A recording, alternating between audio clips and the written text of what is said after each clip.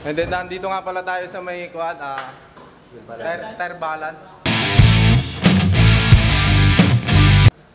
Ano nga pala yung ginagawa mo dyan, pare? Ayaw umikot, ayaw umikot. Pero ano niya, dito niya, ayaw umikot. And kuya, ano naman masasabi mo sa sinabi ng kasama mo? Ayun, tama naman. Usually kasi, kadalasan madaling masira yung mga cross joint natin kung tawagin. Replaceable naman siya, and then...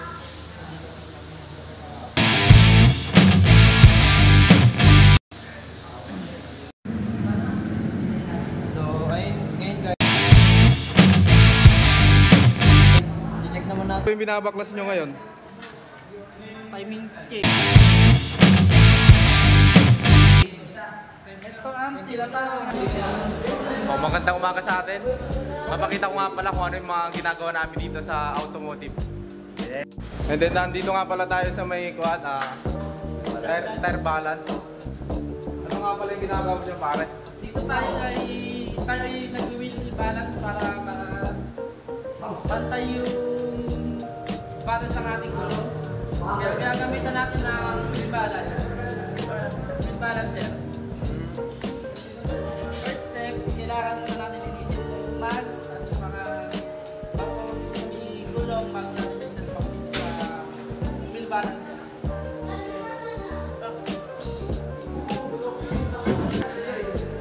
Naman maglalagay tayo ng wheel balancer na lang.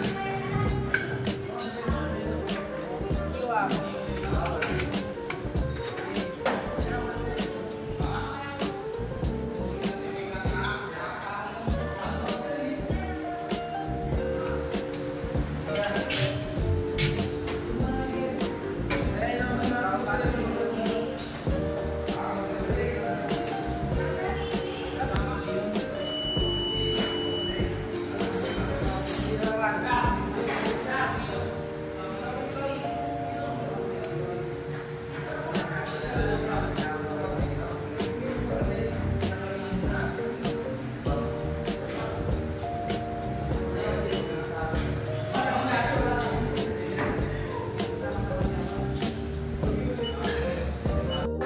And ngayon, may nakita nga pala tayo nagkakabit dito ng gulong.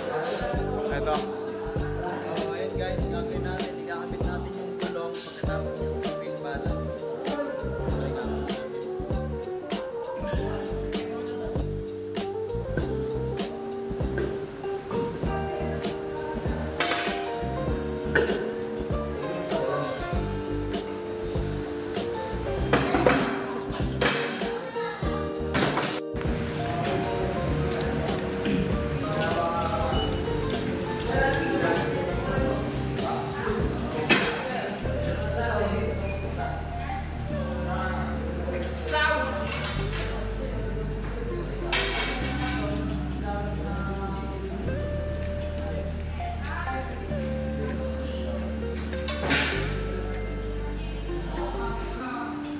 Nakita nga pala ako, mukhang nag-check sila dito ng ano, under chassis.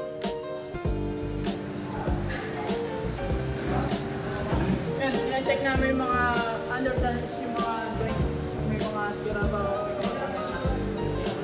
Paano na malalaman kuya kung may sira yung ating propeller?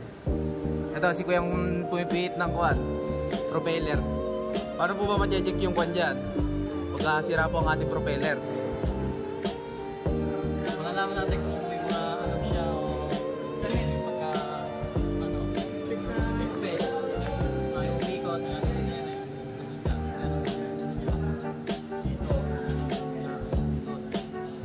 And kuya, ano naman masasabi mo sa sinabi ng kasama mo? Ayun, tama naman. Usually kasi, kadalasan madaling masira yung mga cross joint natin kung tawagin. Replaceable naman siya, and then kailangan lang natin lagyan ng sapat na grasa para maganda yung ito. Sa transmission naman, ang obligado natin i-check yung oil seal dito. Sirasalpakan ng inner shaft. Kasi madalas to na sisira. Kaya obligado palitan. Kasi kung hindi natin papalitan, ano natin to. Mawala tayo ng gear oil. Eventually, masisira yung transmission natin. Tsaka palagi natin check yung gear oil. Para kung sakali, maibisan yung pagkasira ng ating transmission. Tsaka lagi natin i-check yung mga mga muelye, mga pushing ng muelye. May nakikita ka para kapalitan. Differential naman, kailangan natin i-check din yung gear oil. Para kung sakali, hindi masira ang ating mga pinion gear, tsaka tali-taligin dito sa loob. Shock absorber. Shock absorber naman, check natin palagi yung bushing, kung maganda mag-play. Kasi dito nagmumula yung mga kalampag na tinatawag natin. Check natin kung may tagas na. So yun, ganun lang naman mag-check. Check lang natin. Ito, nakita natin si Kuya, nagbababa ng lifter. Sige Kuya, pakita mo kung paano yung pagbaba. Ito kailangan kapakan ito, tapos press lang ito, tapos pusa na siyang bababa. Ang galing!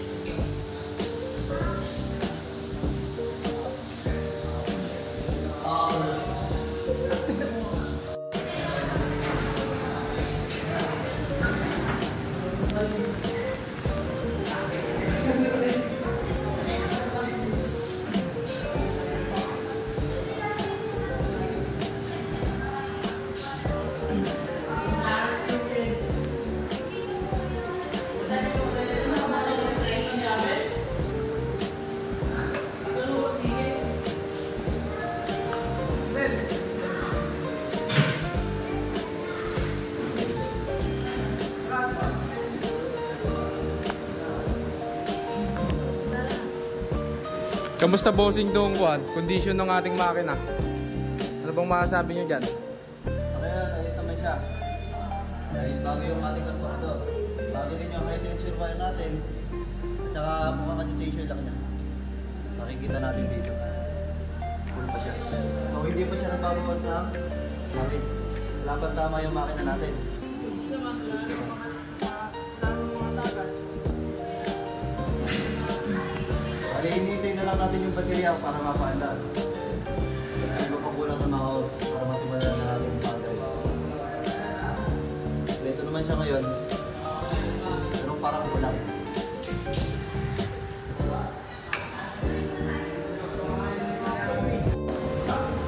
So ngayon nandito tayo sa radiator. Kaya kailangan natin check lagi ng radiator kung may laman pa bang tubig o wala. Sa ngayon na yung radiator ay makikita mo ng laman. Hindi po natin pwedeng hayaan na walang laman yan. Kasi pag wala ng laman ng tubig, maaaring mag-cause po ito ng overheat sa ating makina. Kaya lagi tayo mag-check ng tubig. Nagbibigaw ka, gawin na yan. Yes, boss. Ikaw man. Ano na po yung binabaklas nyo ngayon? Timing chain. Ito ang tinatawag na timing chain. Nakakonect siya sa may aming crankshaft pati sa may crank natin.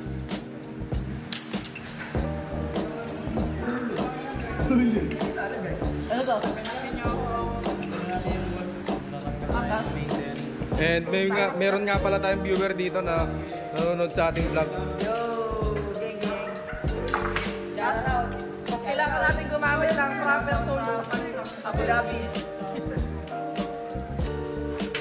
Dapat lamang proper tools.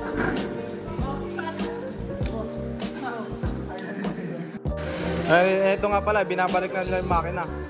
Kuya, ano nga pala yung napansin nyo dyan nung binaklas nyo? Dito madaming kulang. Ang pyesa hintay sa isang pyesa na Ano yung hawak mo kuyang pyesa? cam roller type. Ito ang mga sira. Tapos itong Bali, saan nakakabit yung kuya? Yung hawak mo na yun? dito siya sa valve. Nakakabit niya sa valve.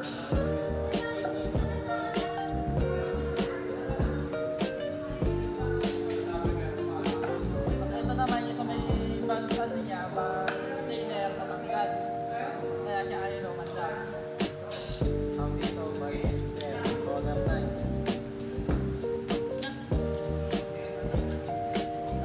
And ngayon, napakita na sa akin yung mga ginagawa na dito sa automotive. Ano masasabi nyo kuya dun sa mga ginawa natin kanina? Basic lang yun. Kumbaga, yung pa lang yung mga basic yung tawagin. Kaya, yun, mga checking lang paano magbaklas, balancing.